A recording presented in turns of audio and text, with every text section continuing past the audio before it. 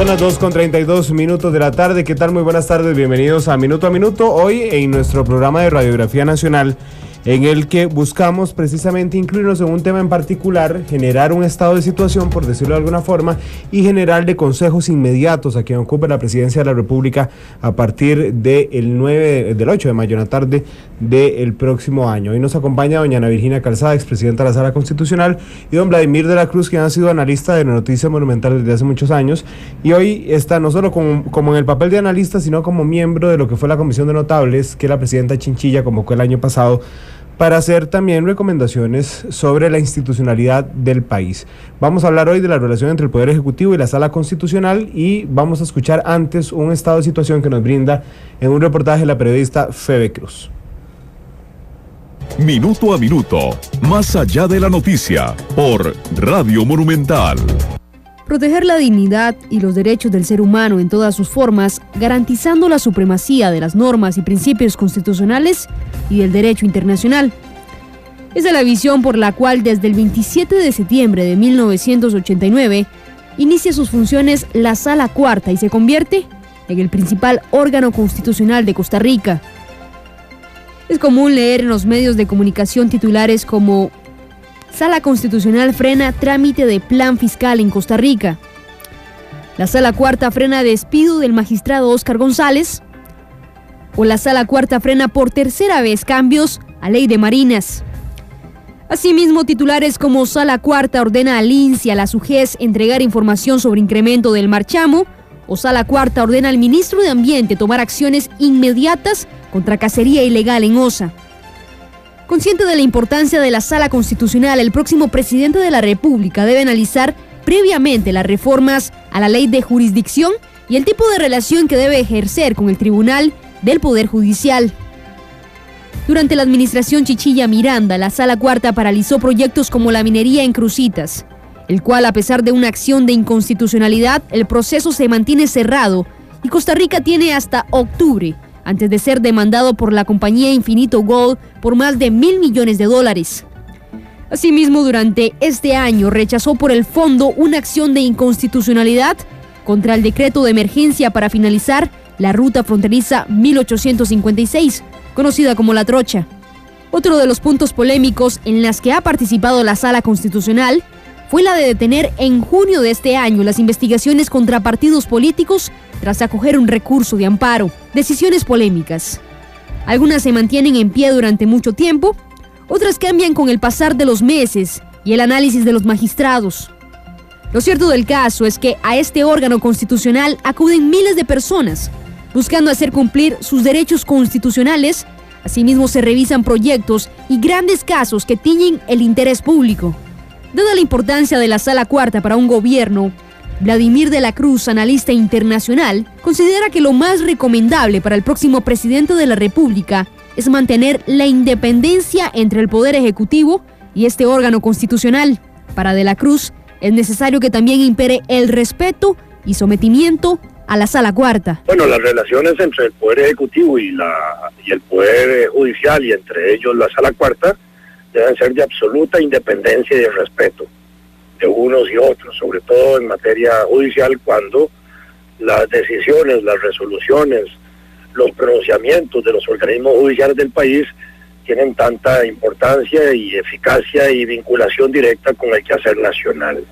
Si un Poder Ejecutivo se subleva, se revela, no acepta, no acata, estamos verdaderamente ante una situación de un régimen que no sería democrático. Aquí es el Poder Ejecutivo de respeto en términos de el rango que tiene de igualdad, pero de sometimiento también a las disposiciones que de carácter jurídico se dispongan por la Sala Cuarta, más allá de si son o no de simpatía del Poder Ejecutivo. Otro de los puntos importantes a tener en cuenta ante una nueva administración son las posibles reformas a la ley de jurisdicción. Es importante recalcar que esta ley debe velar porque se cumplan los derechos y deberes establecidos en la Constitución política. Pero, ¿qué reformas debería tener la ley de jurisdicción constitucional? En este aspecto, el analista político Claudio Alpizar recomendó lograr que las decisiones de la Sala Cuarta tengan la velocidad necesaria para no afrontar las decisiones políticas. Creo que lo fundamental en estos momentos, desde la perspectiva política de la ley de la Sala Cuarta, es buscar cómo lograr que las decisiones de la Sala Cuarta tengan la velocidad necesaria para que no vengan a atrofiar las decisiones políticas. Porque entre la Sala Cuarta y las decisiones de la Asamblea Legislativa, y agréguele eso también a las decisiones del Poder Ejecutivo, estamos teniendo grandes retrasos en la ejecución y en la legislación nacional. Entonces, aquí lo que hay que ajustar son los tiempos. Creo que el nuevo presidente de la República no está en sus potestades originales como el Ejecutivo el hacer esto, pero sí tiene la fuerza. Alpizar coincidió en que la relación entre el Poder Ejecutivo y la Sala Constitucional debe ser de respeto. Sin embargo, abogó por la cercanía entre los dos. No, tiene que haber una relación muy respetuosa pero muy cercana. Los poderes de la República, eso es un error llamar los poderes, son órganos de la República. Y los órganos, solo hay un poder que le pertenece al ciudadano, es el soberano. De ahí en adelante toda la estructuración del Estado debe ser vista como un órgano. Y como órganos que pertenecen a un sistema, y es una obligación que haya una constante comunicación entre ellos, respetando los cánones y los espacios que a cada uno le corresponden. A 7 meses de que finalice la administración Chinchilla Miranda y a escasos 2 días de que inicie la campaña electoral, la relación y posibles reformas a la Sala Cuarta debe ser una tarea del próximo presidente de la República. Le informó Febe Cruz, edición José Pablo Díaz Sandí, dirección general Randall Rivera Vargas. Minuto a minuto, más allá de la noticia, por Radio Monumental.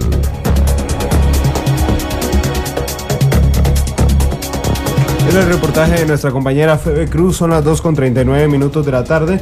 Y ahora sí le damos la bienvenida a nuestros invitados, doña Ana Virginia Calzada, expresidenta de la Sala Constitucional, y don Vladimir de la Cruz, analista desde hace muchísimos años de Noticias Monumental. Doña Ana, ¿qué tal? ¿Qué tal? ¿Cómo le va, Randall? Buenas tardes, muchas gracias. Encantada de estar de nuevo aquí con ustedes en este programa y más hoy con don Vladimir. Hablando de temas constitucionales, ¿le hacía falta? Sí. ¿Sí? Sí. Bueno, qué dicha, tenemos una hora para desahogarnos. Hagamos primero un estado de situación. Vamos a ver, no es la Sala Cuarta la que ha sido particularmente protagonista en estos 4 años. Bueno, voy a robarles 30 segundos antes, porque está pasando una noticia importante. La Fiscalía está allanando, la Fiscalía General, hoy representada por el fiscal subrogante, está allanando la oficina de Justo Orozco en la Asamblea Legislativa. Es la Fiscalía General porque él es miembro de los supremos poderes, pero recordemos que contra él se lleva un caso ya ante el Ministerio Público. Alexander Rivera nos cuenta brevemente los detalles desde el primer poder de la República. Alex, ¿qué tal? Buenas tardes. En vivo. ¿Qué tal? Muy buenas tardes. Así es, efectivamente, lleva aproximadamente 1 hora este allanamiento en la oficina del diputado evangélico Justo Orozco aquí en la Asamblea Legislativa. Recordemos que él es investigado por la Fiscalía por realizar al menos 31 divorcios, matrimonios más bien, mientras ejercía funciones como diputado y mientras, según los listados de la Asamblea Legislativa, él asistía a las sesiones del plenario, y es justamente por eso que la Fiscalía abrió una investigación contra el diputado evangélico del partido Renovación Costarricense, Justo Orozco. Recordemos que semanas atrás la Dirección de Notariado había allanado el Instituto de Desarrollo de Inteligencias en Atillo, que es propiedad de Justo Orozco, donde también había recabado pruebas para esta investigación, pero en esta ocasión fue la Dirección de Notariado. Y semanas atrás también la Fiscalía había allanado el protocolo del legislador evangélico en el Archivo Nacional, lo había secuestrado también para la investigación. Se ha dicho preliminarmente que el OIJ tendría autorización de la Sala Tercera de la Corte Suprema de Justicia para hacer este allanamiento el día de hoy, y se le comunicó al director ejecutivo del Congreso, Antonio Ayala, y también al presidente de la Asamblea Legislativa, Luis Fernando Mendoza. Ellos se encuentran analizando con el Departamento Legal esta autorización que habría dado la Sala Tercera de la Corte Suprema de Justicia, y no han dado declaraciones a la prensa porque prefieren estudiar bien el caso y conocer si esta autorización era pues válida para entrar a la Asamblea Legislativa. Las autoridades del organismo de investigación judicial y también un juez hacer este allanamiento en la oficina del diputado evangélico Justo Orozco. Esta es la información que tenemos por el momento, Randall. Hay bastantes medios de prensa aquí en Cuesta de Moras y nada más a la espera de que salgan pues las autoridades del OIJ y también el juez, que están en este momento en el allanamiento en el despacho del legislador. Alex, bueno, y después de la vez anterior en que habían decomisado las computadoras de Walter Céspedes en la oficina y que la Sala Tercera regañó al fiscal general por no contar con la autorización, hoy sí logramos confirmarlo. La Sala Tercera le dio la autorización la semana pasada para hoy varios allanamientos, no solo en la Asamblea Legislativa, pero el principal, por supuesto, en la oficina del legislador. Doña Ana, ahora sí, le decía que la Asamblea la Sala Cuarta no ella sola ha sido, digamos, la protagonista, sino que le ha tocado decidir temas que no se deciden donde tienen que decidirse, que finalmente o el Poder Ejecutivo o la Asamblea Legislativa. Y nos recordamos del caso del plan fiscal, por ejemplo. Al principio del reportaje FB hacía un recuento de los titulares que son sonados una y otra vez: Sala Cuarta frena, Sala Cuarta frena, Sala Cuarta frena. ¿Cómo está en este instante, no la relación entre los jerarcas de ambos poderes, sino la relación institucional entre el Poder Ejecutivo y la Sala Cuarta, doña Ana? Bueno, Randall, me parece que tal vez en este año la relación ha estado un poquito más fluida, porque en realidad no hemos tenido tampoco grandes temas.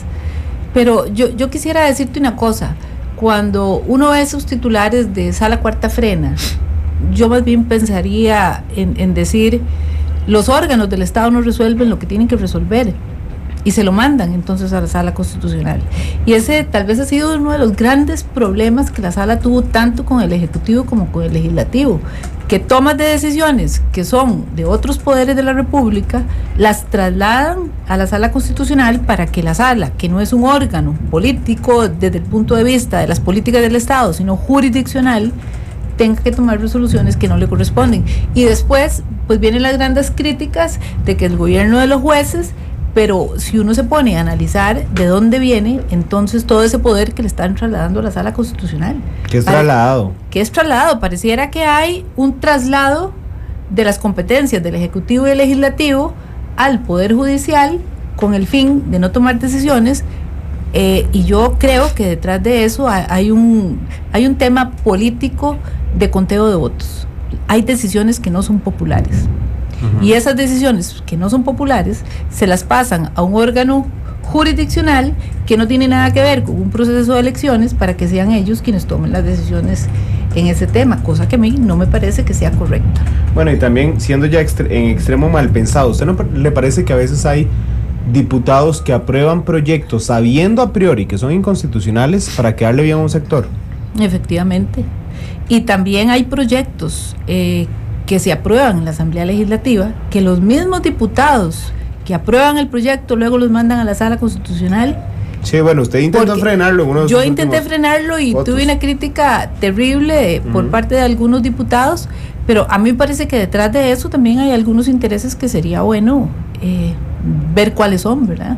Por ejemplo, en el tema del tabaco, yo creo que claramente se puede saber por qué algunos diputados que votaron afirmativamente en la Asamblea Legislativa del proyecto, luego lo mandaron a la Sala Constitucional. ¿Qué había detrás de eso? Compromisos. Bueno, yo creo que eso se lo dejo a la imaginación de cada uno de los que me oyen, pero porque no lo puedo demostrar. Pero bueno, es un tema como muy claro, ¿verdad? Don Vladimir, ¿qué tal? Buenas tardes y gracias por estar aquí. ¿Qué le parece el estado de situación? Primero, muy agradecido por la invitación, muy complacido de compartir con Ana Virginia, magistrada, y con usted, Randall, y con sus queridos radioyentes. Yo creo televidentes, porque en la noche voy a saludar a los que están en Canal 2, que hoy en la noche nos ven a las 9:30, a las 9 en Canal 2 hoy. Tal vez, digamos, para los que están fuera de esta cabina y deben entender algunas cosas mínimas, digamos, los poderes del Estado, digamos, desde el punto de vista de la teoría moderna del derecho y de la ciencia política, hoy se habla de un solo poder dividido en funciones: función ejecutiva, función legislativa y función judicial. Pero sin embargo, la Constitución habla de poderes y seguimos hablando de poderes: poder ejecutivo, legislativo y judicial. Pero digamos, para ponerlo en ese lenguaje popular, esos órganos, esos poder ejecutivo, poder legislativo y judicial son iguales entre sí desde el punto de vista de la doctrina, de la teoría, de las normas jurídicas, y tienen cada uno una función específica que es indelegable. Lo que hace la Asamblea Legislativa no se lo puede trasladar a la Corte ni al otro poder, ni mucho menos, y así, de manera que cada uno tiene sus funciones.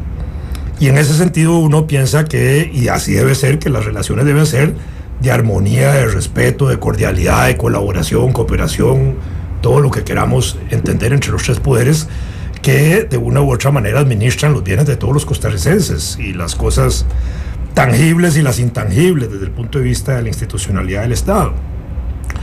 Y en ese sentido uno pensaría que debería haber la mayor armonía y que no debería haber desarmonía. ¿Se produce desarmonía? Esa es la pregunta. ¿Se produce conflicto? Y probablemente que sí en la práctica. Muchas veces en la mentalidad popular existe la idea de que entre la Sala Cuarta, que es un órgano especializado de la Corte Suprema de Justicia, una de las salas superiores de administración de justicia en la evolución de nuestro derecho, fue evolucionando de la primera sala, después la segunda, la penal, la otra, la tercera penal, la segunda que atiende trabajo y otras cosas, y finalmente la sala constitucional, que así se llama y que se le llamó en la práctica Sala Cuarta, aunque ya existían las otras tres, y hasta se adjetivizó las resoluciones diciendo Sala Cuartazo, ¿verdad? Sí. Cuando había cosas, sobre todo en las primeras sentencias y en primeros años, que fueron muy dinámicos en función del trabajo de esa sala, que lo sigue siendo, de paso. Es una de las salas de mayor eficiencia y trabajo judicial y administrativo y exitoso. 18,000 votos al año. Por eso. Entonces, frente a ese trabajo, ¿por qué la sala se pronuncia? Primero, porque acuden a ella a pronunciarse, ella tiene obligación de pronunciarse. Y segundo, la sala se pronuncia a veces en contra de actos administrativos, de actos de funcionarios del Estado y todo, no porque la sala quiera majarle el rabo a algún funcionario, sino porque los actos de esos funcionarios están contra derecho, están contra los procedimientos que tienen que someterse, o a veces contra los contenidos jurídicos que tienen que administrar. Y entonces hay una llamada de atención, porque para eso están los órganos judiciales. Entonces, a veces se quiere ver como un enfrentamiento entre un órgano y otro, cuando lo que hay es nada más una, digamos, puesta a derecho de las cosas, de que así debe ser y no de otra manera. Si un funcionario administrativo se brinca trámites y la sala le dice, no señor, hágalo de esta manera, y le anula y le echa para atrás, no es que le están poniendo a pelear, es que el funcionario actuó mal, por él o por sus asesores o por quien sea. Yo creo que esta es una cuestión que es, en primer lugar, lo que hay que ver. No hay un acto perverso de la Sala Constitucional ni de ningún órgano jurisdiccional del Estado contra la administración cuando estos se pronuncian, porque lo que se están pronunciando es sobre actos de derecho o sobre actos de la realidad que violan normas, y en ese sentido yo creo que es lo más importante entender. Y para eso, dichosamente, tenemos un órgano especializado en materia constitucional que tiene que ver con eso. Y, digamos, en esa administración de justicia, ese órgano tiene cuatro campos especializados: la parte de derechos de amparo, los habeas corpus, los de constitucionalidad y la cuestión de tránsito, del derecho al tránsito, ¿verdad? Que no es andar en las calles con un carro, es el de traslado. Habeas corpus, sí. Y habeas corpus, por supuesto.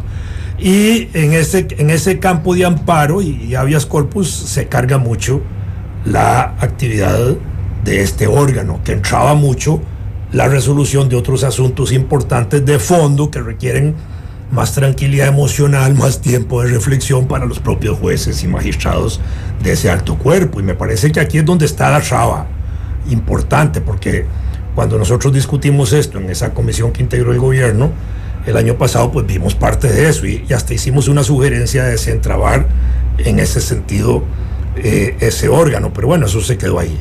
Tal vez, Randall, tenemos que recordar que la creación de la sala fue como en dos vías. Una que funciona como un tribunal de derechos humanos, y aquí tenemos los recursos de amparo y tenemos los habeas corpus. Y tenemos la otra parte de la sala constitucional, que es cuando funciona como un tribunal constitucional, que es cuando le toca ver las acciones, y en Costa Rica, porque no es así en otros lados, nos toca ver las consultas legislativas, bueno, y también las consultas que hacen los jueces sobre cuestiones de constitucionalidad, pero digamos, como decía don Vladimir, que la parte que atasca más a la sala es la parte donde funciona como como Tribunal de Derechos Humanos. Ahora, pero uno se pregunta, ¿por qué está atascada? Es que si las cosas estuvieran funcionando bien en el Estado, la sala no se atasca. Exactamente. Lo que está pasando es que hay una serie de violaciones a los ciudadanas y las ciudadanas de este país que es consistente, porque usted ve temas que siguen y siguen y siguen llegando a la sala a pesar de las múltiples resoluciones que ha dado la sala en ese sentido. Entonces uno se pregunta qué está pasando afuera del tribunal cuando uno empieza a ver que es recurrente el reclamo de los habitantes de este país en un determinado tema. Pero como administración no es a veces más, como administración recurrida, no es a veces más cómodo. Me imagino la caja, que es uno de los votos en que más reiteran lo mismo del tiempo de espera de las citas. Entonces, como administración, en lugar de arreglar las citas, ¿verdad?, que me sale carísimo, es mejor seguir el mismo sistema y solo responderle a los que vayan a poner el amparo. Sí, claro, es más barato y más fácil hacer eso, claro, ¿verdad? Porque responden uno entre muchísima gente que está inconforme. Sí. Pero en realidad lo que tenemos que hacer es resolver los problemas. Mire, no solo porque hay que resolver ese problema, sino porque tenemos un principio de responsabilidad en el Estado y una Constitución. Y en tema de la administración superior, porque ahora pensando en el caso del plan fiscal, que es, digamos, cuando se vinieron los ataques más fuertes, en el sentido de que la Sala Constitucional se estaba metiendo en decisiones del Poder Ejecutivo, cuando la Sala le encuentra errores de procedimiento, significa que pudieron haber vuelto, o sea, se hubieran devuelto antes del error de procedimiento y planteado otra vez si era lo que querían tomar. Claro, Randall, eso era como la crónica de una muerte anunciada. Si yo me acuerdo al presidente de la Asamblea Legislativa, en aquel momento me parece que era Mendoza, sí, consistentemente decir, mire, que hay vicios de procedimiento. Se lo escuché a don Luis Fishman también, aquí hay vicios de procedimiento. Nosotros habíamos dictado una sentencia hacía aproximadamente 3 años, donde habíamos sentado las bases en las cuales se podía sentar la discusión de un plan fiscal, y sin embargo uno encuentra en este nuevo plan fiscal todas las violaciones que nosotros habíamos detectado en el otro. Pero entonces uno dice, ¿ese plan fiscal fue presentado de verdad o fue presentado de mentirillas? Porque si el asunto traía violaciones que ya nosotros habíamos dicho, esto no puede darse en un procedimiento legislativo, ¿por qué no lo enmendaron a tiempo? Era más fácil enmendarlo que dejarlo ir a la sala y que la sala lo declarara inconstitucional. ¿Y qué pasó después? En lugar de arreglar todos aquellos defectos que la sala había señalado, lo dejaron. Además hay un desgaste, digamos, de imagen en ese proceso, porque queda mal la administración, queda mal los órganos como la Asamblea, y al final también la sala, que sale respondiendo por todos ellos. Ajá. De alguna manera, ¿verdad? Y además hay un costo económico que le cuesta a toda la sociedad todo ese proceso.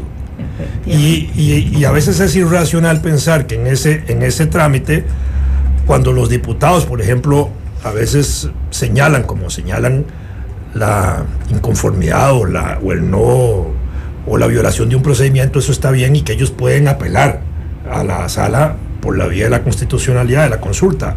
Pero cuando los diputados, por ejemplo, aprueban la decisión legislativa y ellos mismos aprobándola también se la llevan para la sala, uno dice, ¿pero qué es esto? Es como una irresponsabilidad también política de trasladarle a la sala una consulta que es políticamente, debió haberse resuelto políticamente en la Asamblea Legislativa. Entonces, como decir, yo la resuelvo así, pero mejor que la sala nos diga que estuvo bien. No. O está bien y se asume la responsabilidad, porque el acto de inconstitucionalidad se puede demandar para cualquier ciudadano y para cualquier persona y para cualquier circunstancia después de que la ley está aprobada. Es decir, ahí es cuando empieza a funcionar. Solo en el procedimiento legislativo opera la posibilidad de la consulta previa. Para el resto de las sociedades después. Un ciudadano como usted y yo, Randall, no podemos ir ahora en este momento a preguntar, a reclamar un acto de inconstitucionalidad de un trámite de una ley. Ajá. Eso no es posible, técnica ni jurídicamente. Eso solo es posible cuando la ley está aprobada, ya vigente. Entonces nosotros podemos irla a acudir, pero cualquiera lo puede hacer. Pero aquí no. los diputados que están en trámite de eso, que la están aprobando internamente, que aún no está publicada, pueden ir a apelarla, porque de alguna manera, aunque ellos estén votando a favor, la apelan en posibilidad de que se las pongan en contra. Sí. A mí me parece que el origen de la consulta facultativa por parte de la Asamblea Legislativa fue un acto de buena fe cuando se presentó, porque si usted lee las actas de la Asamblea Nacional, de la Asamblea Constituyente, cuando se hizo la ley derivada, cuando se hizo la ley de la jurisdicción constitucional, usted ve que el fin de la consulta era evitar que salieran leyes inconstitucionales, claro, sino que las leyes, cuando ya pasaban ese trámite previo, facultativo, los diputados pudieran enmendarlas. Pero el problema es que el proceso se desvirtuó y entonces fue utilizado casi que como un instrumento político, ¿verdad? Para hacer un traslado de las decisiones, como decía don Vladimir, de la Asamblea Legislativa a la Sala Constitucional. España lo quitó al final. Incluso recuerdo una situación, ahorita no recuerdo la norma específica, en que por una consulta de esas la Sala integra derecho. Esto significa que la Sala le dice a los diputados, mire, eso no debió haberse redactado así, sino que debió haberse redactado de esta manera, y les dice cómo redactar.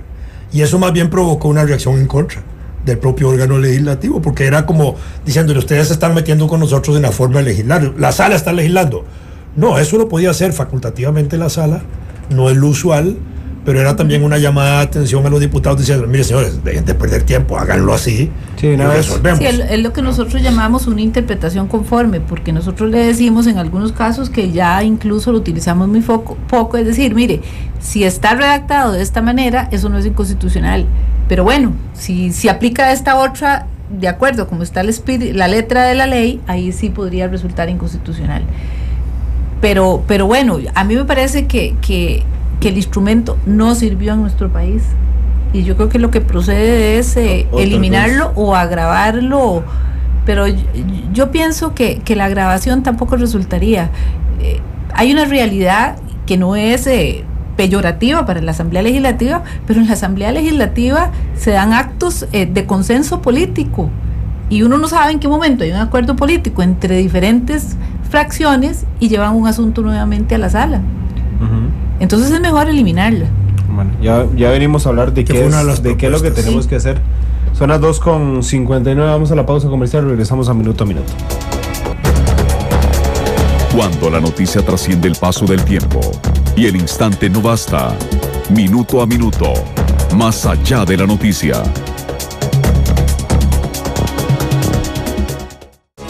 Una realidad compleja exige un análisis profundo.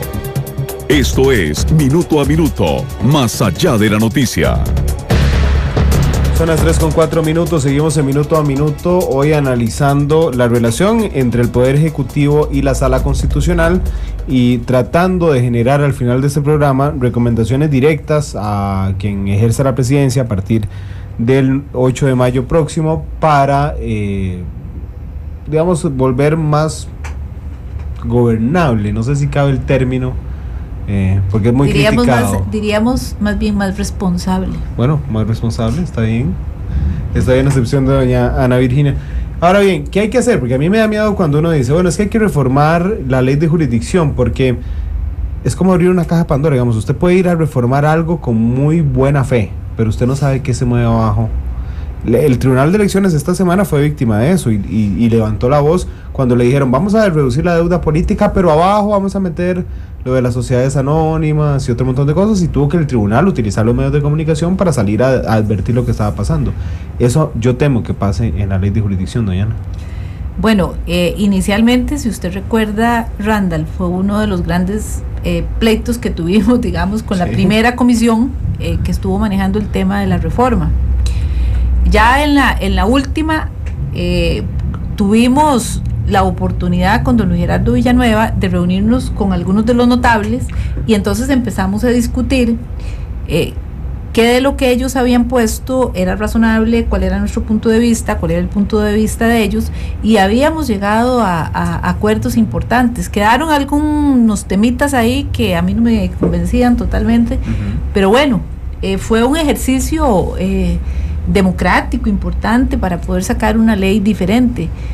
Pero si esta ley se toca con un tinte político, Randall, podemos eliminar los derechos de las personas en este país, porque inicialmente, por ejemplo, se nos quitaba la posibilidad de que el Estado resarciera a las personas en sus derechos, en los derechos que eran violados. Entonces, ¿para qué el amparo? ¿Para qué iban a la sala? Eso no fue una propuesta nuestra. No, fue la primera. Uno dice, entonces, ¿para qué? ¿Para qué la sala? Se sentiría uno estafando a los costarricenses si está uno en una sala en la cual uno sabe que no podés ayudar a la persona a que se le restablezca en el goce de sus derechos. Pero vea qué complicado, porque ustedes fueron, de hecho, creo que a la última de ellas fue don Luis Paulino. A la antepenúltima, sí. Ustedes fueron y dan recomendaciones, ¿verdad? Pero finalmente el proyecto que sale no pasa por ustedes. No. ¿Me entiende? Digamos, usted va a dar las recomendaciones, pero allá ellos cómo reacten. Y aquí hay una ley de triste memoria, que es la ley de delitos informáticos, ¿verdad? Llamada popularmente ley Mordaza, que uno decía, ¿y esto dónde salió? Digamos, que eran los artículos segundones que iban cambiando y que nadie le dio pelota a eso, al final eran los que marcaban la ley. Bueno, en esta ley, en esta reforma, yo creo que sí pasaría por nosotros, porque recordá que en la consulta preceptiva están obligados a consultar a la sala la reforma que se le haga a la ley de la jurisdicción constitucional, pero precisamente en esta reforma vienen eliminando la posibilidad de la consulta preceptiva. Bueno. Pero ¿qué significa eso? Que solo este chance nos estaríamos jugando para que la sala intervenga ya en este proceso. Que sería casi la última consulta preceptiva. Que sería casi la última consulta preceptiva que se le haga a la sala. De ahí en adelante pueden eliminar un montón de derechos que tienen los habitantes de este país y que la sala está obligada a defender, ¿verdad? Don Vladimir, usted no es abogado constitucionalista, pero conoce el tema precisamente por estar en la comisión de notables, pero ¿qué le parece lo que dice doña Ana en cuanto a las recomendaciones y en cuanto a los riesgos que hay sobre todo? Los riesgos siempre van a existir. Yo sí creo en la sala constitucional, la he defendido desde su origen y sigo avalándola, y pienso que sigue siendo muy importante para la sociedad costarricense su existencia. Hasta se puede discutir si esa sala debería elevarse al rango del tribunal constitucional como hay en Francia y en otros países. Eso es otra discusión, pero estamos claros de que la sala constitucional juega un papel muy importante en muchos aspectos. Uno de ellos es que le dio vida a la constitución política, más importante. La constitución antes de la sala constitucional era un texto muerto, ahí de consulta de abogados y de cosas ahí muy esotérico. Ahora no, ahora es de la vida diaria, de la vida de todos los costarricenses. Y por otro lado, le dio fortaleza a los derechos, porque ese es el campo principal que ha protegido la sala: los derechos individuales, los derechos sociales. Por supuesto que tiene las otras funciones, la de constitucionalidad y todo ese otro tipo de cosas, pero este tipo de aspectos yo creo que ha salido fortalecido, la sociedad ha salido ganando. En ese aspecto nada debería orientarse a reformar la sala constitucional que menoscabe, digamos, el ámbito de la posibilidad de acción de la sala en esos campos. Yo creo que eso no debe ser. Si pensamos tal vez en una división administrativa de la sala para que atienda amparo, para que atienda constitucionalidad, para que atienda habeas corpus, lo que sea, eso es nada más para efectos del trabajo administrativo de la sala, pero nunca para disminuir su capacidad de atender esas demandas de los ciudadanos y de asegurar que los derechos son efectivos, que pueden ser reales, y que además lo que se pronuncia por parte de la sala alcanza en protección a todos los costarricenses, porque esta es una de las cosas más importantes. Cuando se está resolviendo una situación de un derecho de un ciudadano, se está resolviendo en función de todos. Y yo creo que esto es lo que ha enriquecido ese trabajo, y a mí me parece que eso jamás podría estar limitado por nada. Ya eso es una cosa que ya es irreversible en la sociedad costarricense. Lo de los trámites ahora legislativos a la sala y eso que entraban, eso es otro asunto. Es un tema administrativo. Y lo otro era la parte del nuevo gobierno que usted decía, para pensar en el nuevo gobierno. Cualquiera que sea el nuevo gobernante, lo que debería instruir, así como de entrada, casi que el primer decreto, para decirlo de esa forma, es una orientación, una directriz de gobierno a todos los altos jerarcas del Estado, a que sigan muy correctamente la aplicación de los procedimientos a que están sometidos para evitar que por la no aplicación correcta o la violación consciente o inconsciente de esos procedimientos haya que estar llenando a la sala de trabajo, donde la sala le va a estar rebotando las cosas y donde empieza a haber una mala imagen del nuevo gobierno y de enfrentamiento que formalmente no existe, porque lo que hay es nada más una aplicación de la Constitución y de los derechos y de la legalidad del país. Nosotros vivimos un Estado de Derecho. ¿Qué es un Estado de Derecho? Para ponérselo a los ciudadanos que nos oyen, y si yo me equivoco, Ana Virginia, nuestra magistrada, quien me corrige. El Estado de Derecho es no el sometimiento, digámoslo así, de los ciudadanos al derecho, es el sometimiento de los funcionarios públicos al cumplimiento de la ley. Cuando hay una violación del Estado de Derecho, es el gobernante, para decirlo en términos generales, cualquiera que sea, desde el presidente hasta el funcionario que tiene que tomar decisiones, está violando la ley. ¿Por qué? Porque en administración pública, el funcionario público solo puede hacer aquello que la ley le permite hacer. El ciudadano no está sometido a eso. El ciudadano está sometido al ejercicio de sus derechos y libertades. Nosotros nos regimos en una sociedad democrática por el ejercicio de derechos y libertades y por supuesto las regulaciones legales que nos permiten el ejercicio de esos derechos y libertades, pero el gobernante no. El gobernante sí está sometido a una camisa de fuerza de la cual no puede salirse. Si se sale, gracias, está la sala constitucional. Bueno, pero vea usted, porque ha sido una moda en los últimos meses. Los órganos de control, llega la Contraloría, ¿verdad? De un momento a otro frena un proyecto porque hay irregularidades, y entonces el ataque de los funcionarios públicos no es al proyecto, es a la Contraloría. Entonces, primero le dicen a la Contraloría, que fue un día de esos una frase que usó la presidenta Chinchilla, que mejor salgan a la calle a hacer el estudio y no se queden en el escritorio, digamos, es desacreditando el criterio. Por otro, es decir, no, vamos a hacer una ley para hacerla más ágil, ¿verdad? La Contraloría que puede correr el riesgo de habilitarla. Cuando pasa con Sala Cuarta es exactamente lo mismo, ¿verdad? Muchas veces no critican, digamos, el fondo del voto, sino que la sala haya votado o haya frenado. Y lo mismo pasa, por ejemplo, con la Procuraduría de la Ética Pública, ¿verdad? Pero el problema es que en las resoluciones de carácter judicial uno puede no estar de acuerdo con lo que dispongan los jueces, pero hay que aceptarlo. Y así es nuestro régimen jurídico, así es nuestro régimen democrático. Pero si estamos de acuerdo, digamos, sí, pero si a mí el tribunal me da la razón, yo estoy a favor, y al que no le dieron la razón, entonces puede estar insatisfecho. Y por supuesto que sí, así es esto, porque desgraciadamente en asuntos judiciales no hay término medio. Hay un sí o un no, ahí no hay término medio.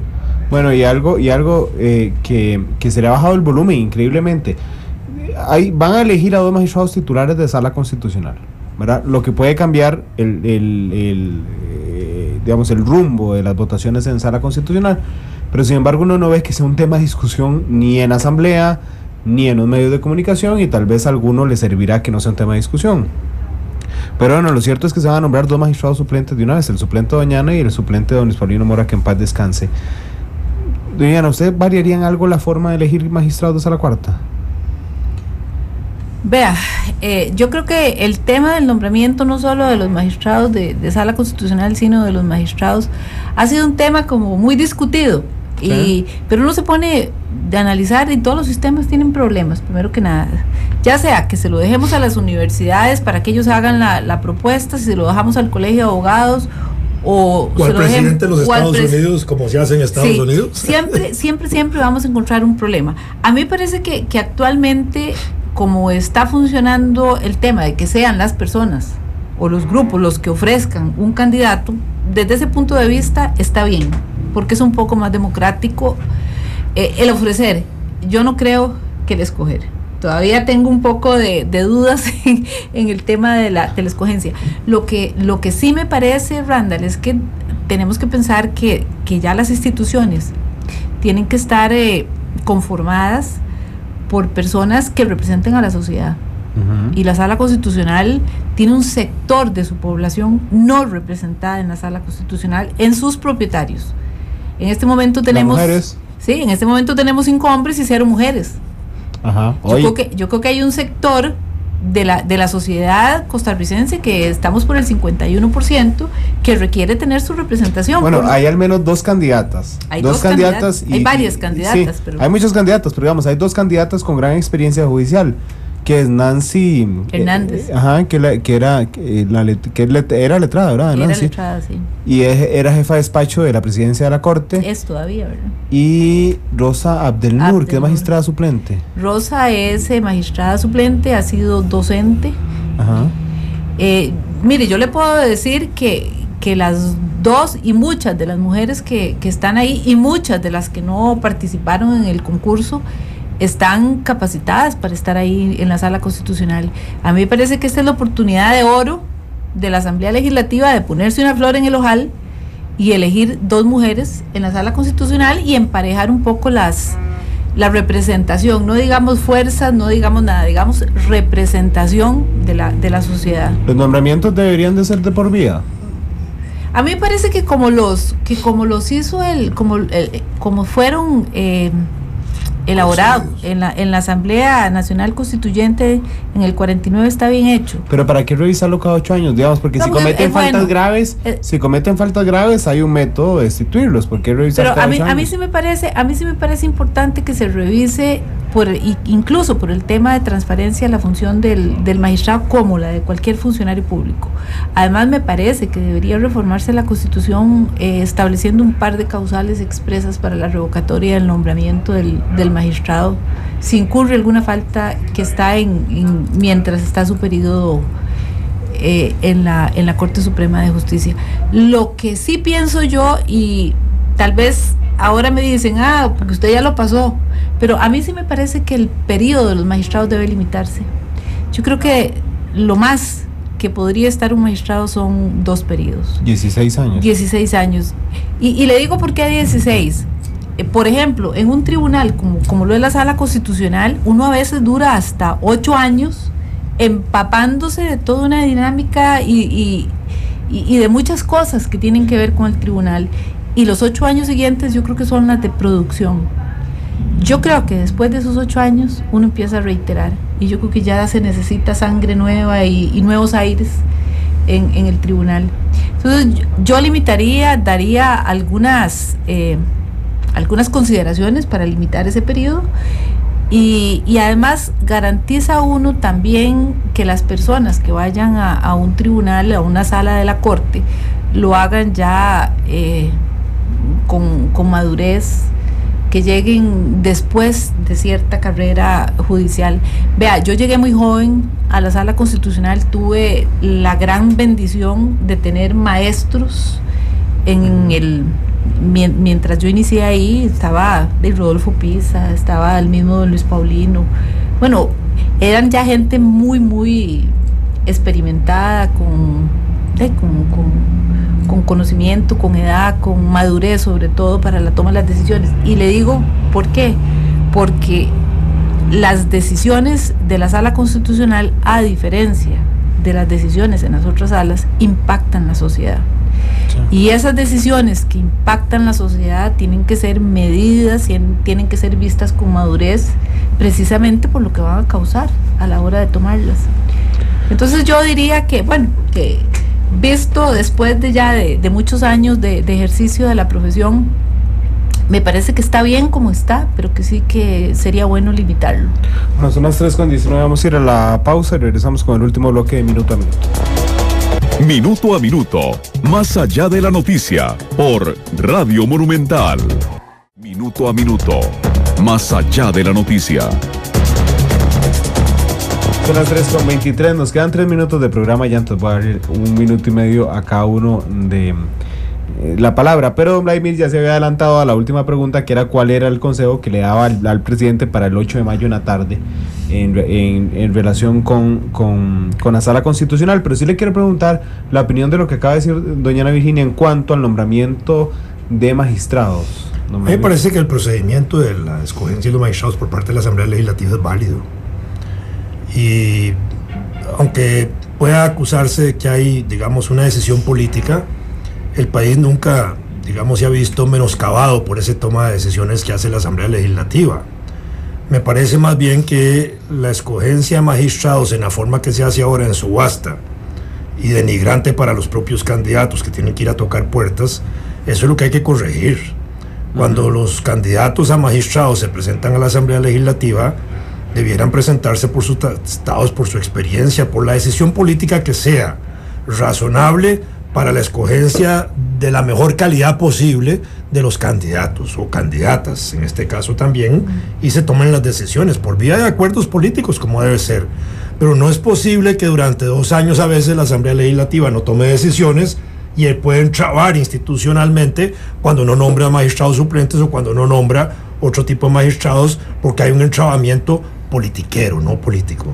Y entonces ahí me parece que es lo grave, pero la sociedad costarricense requiere madurez para tomar ese tipo de decisiones y que sean ahí lo mejor dentro de lo posible. Yo creo que eso es válido y ese sistema, yo sí estaría de acuerdo en que hubiera proceso de reelección más consecutiva. Me sorprendió la posición de la magistrada en este sentido, pero yo no le tendría objeción a una reelección más continua. De eso sí estaría de acuerdo con que se establezcan causales de destitución ágiles, como cualquier otro funcionario del Estado, sometiéndose al antejuicio interno o al antejuicio político legislativo, lo que sea, de manera que eso pueda funcionar y ser ágil en eso. Para eso están los magistrados suplentes, para sustituir o que se agilicen los mecanismos de suspensión de labor administrativa de un alto funcionario del Poder Judicial cuando incurre en alguna falta mientras se investiga. Bueno, vea qué complicado. Yo escuché a un candidato a magistrado titular de la Sala Constitucional decir que dicha que no quede entre los 20, así no me revisan los chingos, y después surjo como candidato a consenso cuando estamos en el plenario. Pero bueno, digan, el minuto y medio. No, pero el problema más grave es cuando existen esos candidatos y se saca a todos esos candidatos y sale un tercero que no participó en la subasta. Pero eso está previsto, pero está previsto por ley. Porque la decisión es política, es de la Asamblea Legislativa. Entonces, ¿para qué hacer el concurso? Sí, es una decisión que de acuerdo a la Constitución es de los diputados. Sí, más bien el concurso se hace como para escogencia, para filtrar nombres para la Asamblea, para el plenario. Pero en realidad el plenario no tiene que respetar la lista que... El último minuto que nos queda, ya don Vladimir lo había dado, pero usted, ¿qué consejo? Si el nuevo presidente la llama el 8 de mayo en la tarde y le dice, doña Ana, ¿qué consejo me daría usted sobre la Sala Constitucional? ¿Qué consejo le da? Bueno, como... Randall, eso de dar consejos a mí como que no me gusta mucho, ¿verdad? No, pero hagamos el ejercicio. Pero yo sí creo que si uno asume una función en el Estado, tenemos que estar conscientes que Costa Rica es un Estado social y democrático de derecho. ¿Qué implica eso, Randall? Uno, que desde el presidente de la República hasta el funcionario que no toma decisiones de tan alto nivel, somos parte de un andamiaje, y que eso hay que respetarlo. Y que el presidente de la República no esté exento de respetar el ordenamiento jurídico. Y al decir no esté exento de respetar el ordenamiento jurídico, le estoy diciendo que no tiene derecho de violar los derechos de los habitantes de un país. Y yo diría que el que asuma la presidencia de la República tiene que estar consciente de que hay que respetar los derechos de las personas, y que los derechos de las personas también se respetan tomando decisiones, y que esas decisiones deben ser tomadas por quienes deben tomarlas, que para eso los elegimos. No los elegimos para que trasladen las cosas a un tribunal, en este caso, o a un órgano diferente del que fueron nombrados. Entonces yo creo que una de las cosas más importantes es asumir con responsabilidad, para lo cual los costarricenses le estamos delegando la función de gobernar el país. Sobre eso nada más, cuando se habla del primer mandatario de la nación en la figura del presidente, justamente es eso que acaba de explicar la magistrada, en el sentido de que el mandatario es el que recibe el mandato para hacer algo. No es el que manda. Entonces, ¿pero de quién? De los mandantes. Y los mandantes, en este caso, es el pueblo. De manera que el mandatario está obligado a un contrato con esos mandantes y no puede apartarse de ese contrato. En la esencia ese es el punto. Ni violar eso, ni oponerse a eso, ni gobernar en contra de eso. Muchas gracias a los dos por estar aquí. Espero que tanto como a mí les haya servido a nuestros oyentes y televidentes, y los invitamos mañana. Analizaremos el estado, el informe estado de los cantones mañana con la gente del programa Estado de la Nación, y el miércoles tendremos al subdirector de Migración, viceministro de Gobernación, hablando sobre una propuesta que le están haciendo a los organismos internacionales de que nos perdone parte de la deuda exterior por los gastos que se hacen en migrantes en nuestro país. Así es que regresamos mañana. Feliz tarde a todos.